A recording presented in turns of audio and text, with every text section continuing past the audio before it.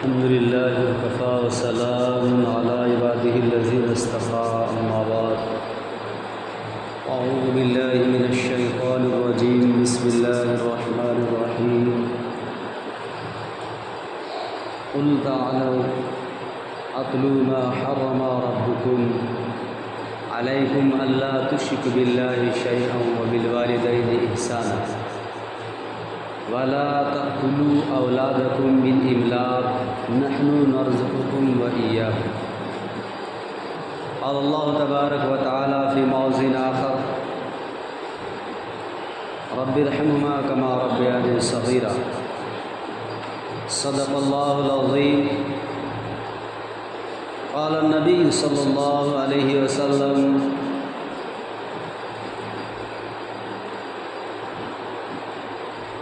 إن الله حرم عليكم حقوق الأمهات قال النبي صلى الله عليه وسلم في موضع آخر رضى ربي في رضا الوالد وسخط ربي في سخط الوالد قال النبي صلى الله عليه وسلم في موضع آخر يا رسول الله صلى الله عليه وسلم ما حق الوالدين على ولدهما قال هما جنتك ونارك قال النبي صلى الله عليه وسلم في موضع آخر أن رسول الله صلى الله عليه وسلم قال ما من ولد بار ينظر إلى والديه نظرة رحمة إلا كتب الله له بكل نظرة حجة مبرورة رواه مسلم او کما قال علیہ الصلوۃ والسلام۔ حضرات سامعین کرام، میرے پیارے نوجوان عزیز دوستو، اللہ رب العالمین کا بے انتہا فضل و کرم، انعام اور احسان ہوا کہ اللہ تبارک و تعالی نے ہمیں اور آپ کو نماز جمعہ کے لیے پہل سے پہل حاضر ہونے کی توفیق عطا فرمائی۔ میں نے آپ حضرات کے سامنے قرآن مقدس کی مختصر سی آیتیں اور چند احادیث پڑھی ہے۔ بارگاہ رب العالمین سے دعا ہے کہ چند باتیں مجھے انہیں کی ضمن میں صحیح کہنے کی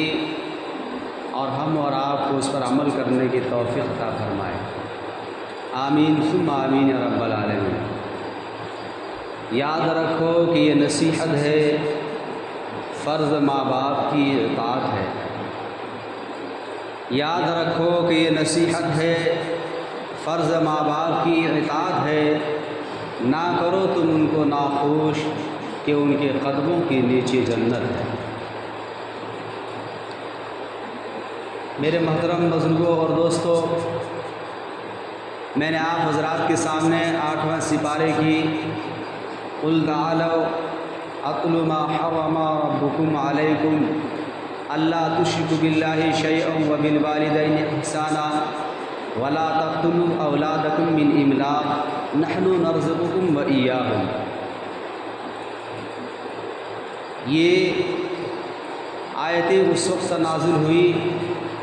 کہ جب یہ انسان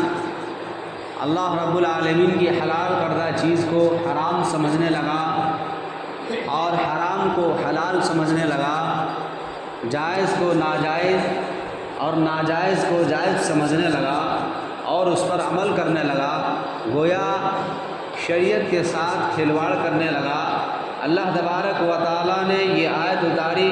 اور یہ بتلایا کہ اے محمد صلی اللہ علیہ وسلم، آپ لوگوں کو بتلا دیجئے کہ کیا کون چیز ایسے ہیں جن کو اللہ نے تمہارے اوپر حرام کیا ہے۔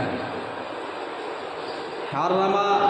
ربکم علیکم، تمہارے رب نے تم پر جو حرام کیا ہے، اللہ تشرکوا باللہ شیئا، کہ اللہ کے ساتھ کسی کو شریک نہ ٹھہراؤ۔ گویا اللہ کے ساتھ شریک ٹھہرانا، اس کو اللہ تبارک و تعالیٰ نے حرام قرار دیا ہے۔ دوسری بات وبالوالدین احسانا، اور والدین کے ساتھ اچھا سلوک کرو، والدین کے ساتھ اچھا برتاؤ کرو، والدین کے ساتھ حسن سلوک سے پیش آؤ۔ گویا والدین کی نافرمانی کرنا،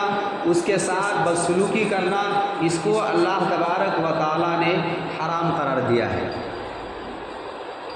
اسی طرح اور بھی بہت ساری باتیں ہیں، لیکن مختصر میں یہ کہ وبالوالدین احسانا، اللہ تبارک و تعالیٰ والدین کی جانب یہ حکم دے رہا ہے کہ اپنے ماں باپ کی فرما برداری کرو، اس کی اطاعت کرو، اس کے ساتھ حسن سلوک کرو، اس کے ساتھ اچھا برتاؤ کرو۔ میرے عزیز دوستو، ماں باپ کا مقام اور مرتبہ بہت ہی زیادہ ہے۔ اللہ کے حکم کے بعد سرکار دو عالم صلی اللہ علیہ وسلم کے حکم کے تعمیل کرنا، اس کے بعد ہمارے اگر کسی کی فرما برداری کا وقت آتا ہے، کسی کی اطاعت کا نمبر آتا ہے، تو وہ ہمارے والدین، ہماری ماں اور باپ ہے۔ امام الانبیاء محمد عربی صلی اللہ علیہ وسلم سے ایک صحابی رسول نے سوال کیا، ما یا رسول اللہ صلی اللہ علیہ وسلم، ما حق الوالدین، ماں باپ کا حق کیا ہے؟ ماں باپ کا حق کیا ہے؟ علی ولدہما، کہ ماں باپ کا حق اولاد پر کیا ہے؟ میرے عزیز دوستو، حضور پاک صلی اللہ علیہ وسلم ارشاد فرماتے ہیں، قالہما جنتک و نارک، وہ دونوں تمہارے لیے جنت ہے اور وہی دونوں تمہارے لیے جہنم بھی ہے۔ آپ اندازہ لگا سکتے ہیں کہ حضور پاک صلی اللہ علیہ وسلم یہ ارشاد فرماتے ہیں کہ وہ ماں باپ تمہارے لیے جنت بھی ہے اور وہ ماں باپ تمہارے لیے جہنم بھی ہے۔ اس کا مطلب یہ ہوا کہ جو شخص ماں باپ کی خدمت کرے گا، اس کی فرما برداری کرے گا، اس کے ساتھ حسن سلوک کرے گا، اس سے پیار و محبت سے بات چیت کرے گا، وہ جنت کا حقدار اور مستحق بنے گا۔ جو ماں باپ کی نافرمانی کرے گا، ماں باپ کی نافرمانی کرے گا، اس کے ساتھ بدتمیزی کرے گا، اس کے ساتھ بدسلوکی کرے گا، اللہ تبارک و تعالیٰ اس سے ناراض ہو جائے گا، اللہ تبارک و تعالیٰ اس سے ناراض ہو جائے گا، اور دنیا میں بھی اس کے بہت سے چین اور سکون کو اس کی زندگی کا چھین لے گا۔ اللہ تبارک و تعالیٰ اس کے امن اور عافیت، خیر اور عافیت کو اللہ تبارک و تعالیٰ چھین لے گا، اور دنیا میں اس کے لیے یہ ہوگی کہ اللہ تبارک و تعالیٰ بہت سے ایسے خاص نعمت ہے جن سے اس کو محروم کر دیا جائے گا۔ میرے عزیز دوستو، اور ماں باپ کی نافرمانی کرنا، ماں باپ کے ساتھ بدتمیزی کرنا، بدسلوکی کرنا، کبھی کبھی ایسا ہوتا ہے کہ اللہ تبارک و تعالیٰ اس کو دنیا میں دکھا دیتا ہے۔ آئیے میں آپ کو بتاتا چلوں، غالباً یہ واقعہ پاکستان کا ہے۔ یہ واقعہ وہاں پر پیش آیا، ایک نوجوان نوکری کر کے گھر آیا، گھر آنے کے بعد اس کی بیوی نے اس کی ماں کی شکایت کی، اور ماں کی شکایت شکایت کی، نوجوان کو غصہ آیا، اور جب نوجوان کو غصہ آیا تو ماں کو مارنے کے لیے چلا گیا۔ پتہ چلا ماں نماز پڑھ رہی ہے، حالت سجدے میں ہے۔ نوجوان اپنے غصے میں اپنے آپ میں قابو نہ کر سکا اور کنٹرول سے باہر ہو گیا۔ حالت سجدے میں ماں ہے، نماز پڑھ رہی ہے، سجدے کی حالت میں ہے۔ وہ نوجوان غصے میں آتا ہے، ماں کے گردن پر پاؤں کو رکھتا ہے اور اس زور سے دباتا ہے، اس زور سے دباتا ہے کہ ماں کا انتقال ہو جاتا ہے۔ اللہ اللہ، ماں کا انتقال سجدے کی حالت میں ہو گیا۔ انتقال ہونے کے بعد، غسل کرنے کے تجہیز و تکفین ہونے کے بعد دفن کرنے کے لیے قبر میں اترتے ہیں اس کے چچا جات بھائی، اور وہ نوجوان قبر پر اترتے ہیں ماں کی لاش کو اتارنے کے لیے۔ اللہ اکبر، جب لاش کو اتارتے ہیں چچا جات بھائی قبر سے باہر آ جاتا ہے، لیکن جب وہ نوجوان اس قبر سے باہر نکلنے کی کوشش کرتا ہے، قبر دبوچ لیتی ہے، قبر فوراً مل جاتی ہے، اس نوجوان کو فوراً دبوچ لیتی ہے۔ اب وہ نوجوان چیختا ہے، چلاتا ہے، روتا ہے، آہو بگا کی اس طرح خطرناک دردناک آواز نکالتا ہے۔ لوگ اس کو نکالنے کی کوشش کرتا ہے لیکن نکال نہیں پاتا ہے۔ لوگ دعائیں کر رہے ہیں، یکے بعد دیگر کو لوگوں کو بلایا جاتا ہے اور اس نوجوان کے لیے دعائیں کرائی جاتی ہے کہ ان کے لیے دعا کر دیجئے تاکہ یہ اس حال میں اس کا یہ قبر سے باہر نکل جائے۔ میرے عزیز دوستو، کتابوں کے اندر آتا ہے وہ نوجوان کے لیے جتنی سارے لوگ دعائیں کر رہے تھے، کوئی دعائیں کارگر نہیں ہوئی۔ آخرکار وہ نوجوان اسی طرح سے تڑپ تڑپ کر وہیں مر گیا اور مجبوراً لوگوں نے اس کے اوپر مٹی ڈال دی۔ یہ ہے ماں باپ کی نافرمانی کا انجام، ماں کے ساتھ بدسلوکی کرنے کا انجام۔ آج کے نوجوان یا آج کی بہو بیٹیاں یہ سوچتے ہیں کہ ارے یہ تو پرانے خیالات کے ہیں، یہ تو پرانے زمانے کی بات ہے کہ جو ہمارے ماں باپ پرانے زمانے کی پرانے خیالات کی بات کرتے ہیں، ہمارا مزاج نہیں ملتا ہے۔ ارے ماں کا مرتبہ، مقام اور مرتبہ کیا ہے وہ آپ کیا جانے۔ میرے عزیز دوستو، حضور پاک صلی اللہ علیہ وسلم ارشاد فرماتے ہیں، نسائی شریف کی حدیث ہے، ان اللہ حرم علیکم حقوق الامہات۔ نسائی شریف کی حدیث ہے، حضور پاک صلی اللہ علیہ وسلم ارشاد فرماتے ہیں، بے شک اللہ تبارک و تعالیٰ نے تمہاری ماں کی نافرمانی کو تم پر حرام کر دیا ہے۔ گویا ماں کی نافرمانی کرنا یہ حرام ہے۔ میرے دوستو، آج یہ تو آسان بات ہے،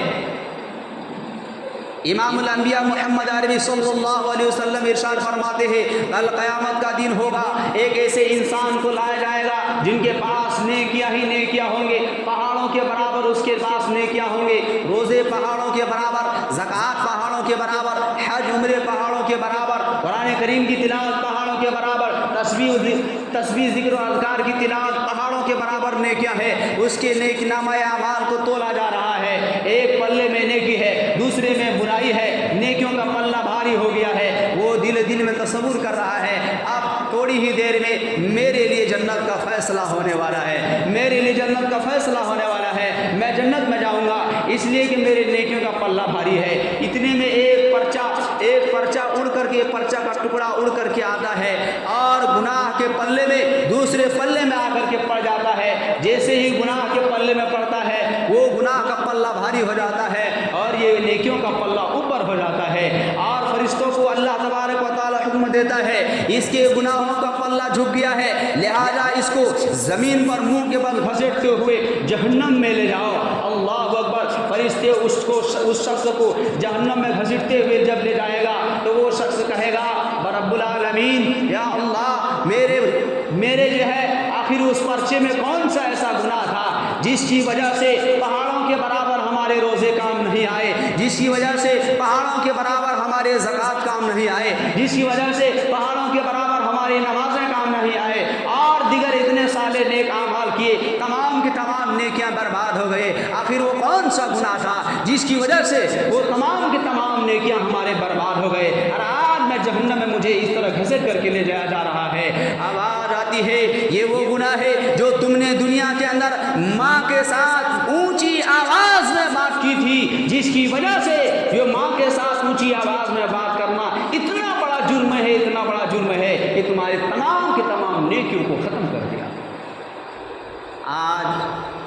کسی کی نشاندہی کی ضرورت نہیں، ہر انسان اپنے گریبان میں جھانکے دیکھیں کہ ہم اپنے ماں باپ کے ساتھ کیسا اچھا برتاؤ کرتے ہیں۔ ماں اور باپ کا نیک ہونا ضروری نہیں ہے، نیک ہونے کی بنیاد پر آپ اس کے اکرام کریں یہ ضروری نہیں ہے، بلکہ ماں باپ کیسا ہی ہو، آپ کا حق اس کے ماں ہونے کے، آپ اس کے اولاد ہونے پر ہے۔ ماں کا حق ہمارے ماں ہونے کی بنیاد پر ہے، اور باپ کا حق ہمارے باپ ہونے کی بنیاد پر ہے۔ ایک صحابی رسول آئے اور عرض کیا، رسول اللہ صلی اللہ علیہ وسلم، ایک صحابیہ عورت آئی اور کہا، یا رسول اللہ صلی اللہ علیہ وسلم، میری ماں شراب پیتی ہے، کیا میں اس کی خدمت کروں، کیا میں اس کی اطاعت کروں؟ اللہ کے حبیب سرکار دو عالم صلی اللہ علیہ وسلم نے حکم دیا، اس کی تم خدمت کرو،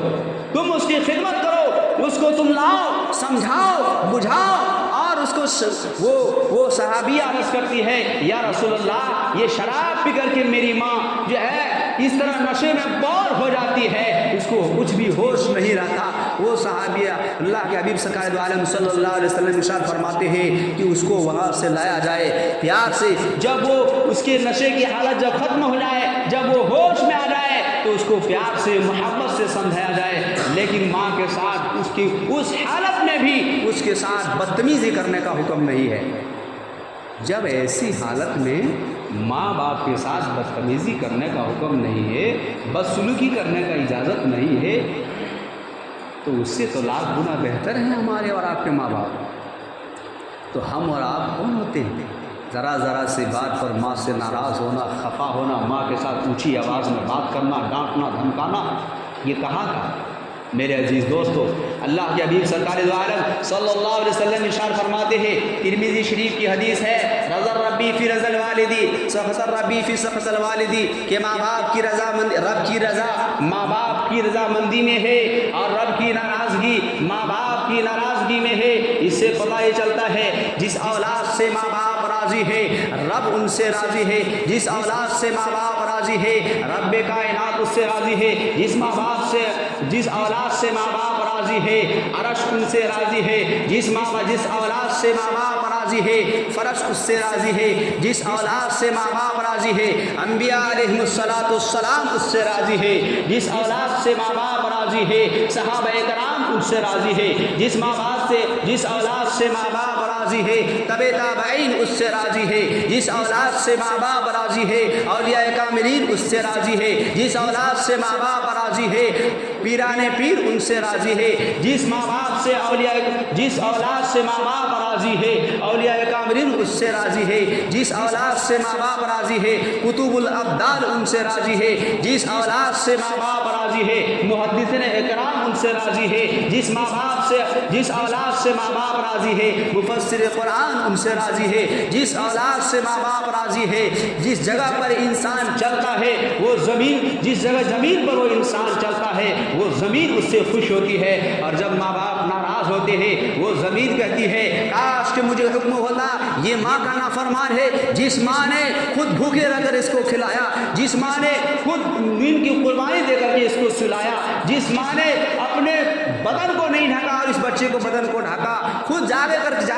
رات کو جاگے اور اس بچے کو سلایا، اور اس کی آج نافرمانی کر کر کے میری پشت پر چل رہا ہے، اگر اللہ مجھے حکم دیتا تو میں اس کو اپنے اندر سما لیتا۔ میرے عزیز دوستو، یہ ماں باپ کا حکم بہت ہی بڑا ہے، ماں باپ کا مقام اور مرتبہ بہت ہی اونچا ہے، ماں باپ کے ساتھ ہمیشہ حسن سلوک کرنا چاہیے، اچھے کے ساتھ برتاؤ کرنا چاہیے، پیار و محبت سے بات کرنا چاہیے۔ حضور پاک صلی اللہ علیہ وسلم ارشاد فرماتے ہیں، مسلم شریف کی حدیث ہے، ان رسول اللہ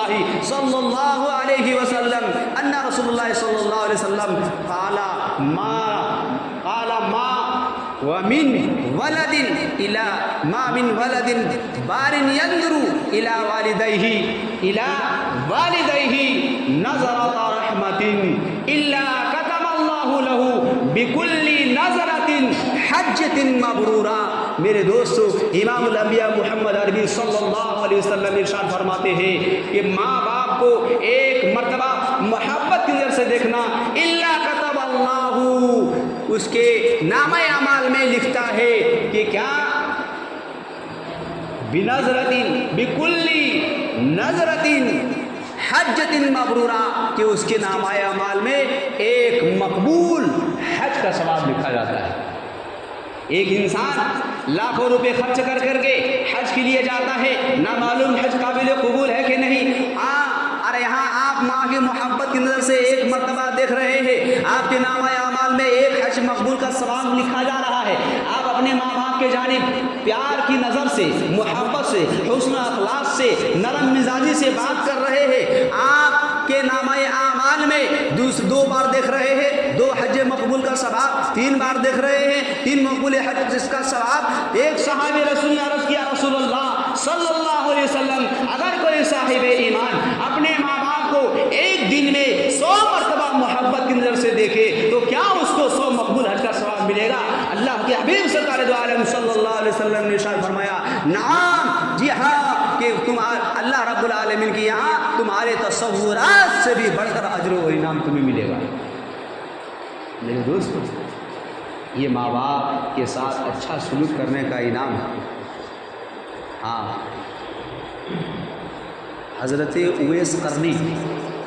نام آپ لوگوں نے سنا ہوگا، لمبی نہیں مختصر میں صرف اشارہ کر دینا مناسب سمجھتا ہوں کہ ماں باپ کی فرما برداری کرنے سے، ماں کی خدمت کرنے سے کتنا بڑا مقام اور مرتبہ ملتا ہے۔ حضور پاک صلی اللہ علیہ وسلم کی زیارت نہیں کر پائے، آپ صلی اللہ علیہ وسلم کی زیارت سے محروم رہ گئے صرف ماں کی خدمت سے۔ ایک بار حضور پاک صلی اللہ علیہ وسلم کی زیارت کے لیے گئے، لیکن آپ صلی اللہ علیہ وسلم موجود نہیں تھے، گھر لوٹ کر کے آ گئے۔ دل کی سسکیاں لے رہا تھا کہ ہم گئے اور آپ حضور پاک صلی اللہ علیہ وسلم کی زیارت نہیں کر پائے۔ ماں تو ماں ہوتی ہے، ان کی سسکیوں سے پہچان لیں بیٹا کیا ہوا۔ کہا امی جان کیا بتاؤں، حضور صلی اللہ علیہ وسلم کی زیارت کے لیے گئے تھے لیکن زیارت نہیں کر پائے۔ اس کی ماں کہنے لگی، دعائیں کرنے لگی کہ رب العالمین اویس کے مقام اور مرتبہ کو بلند کر دے، یہ دعائیں کرنے لگی۔ اور وہ دعائیں اللہ رب العالمین نے اس طرح قبول کیا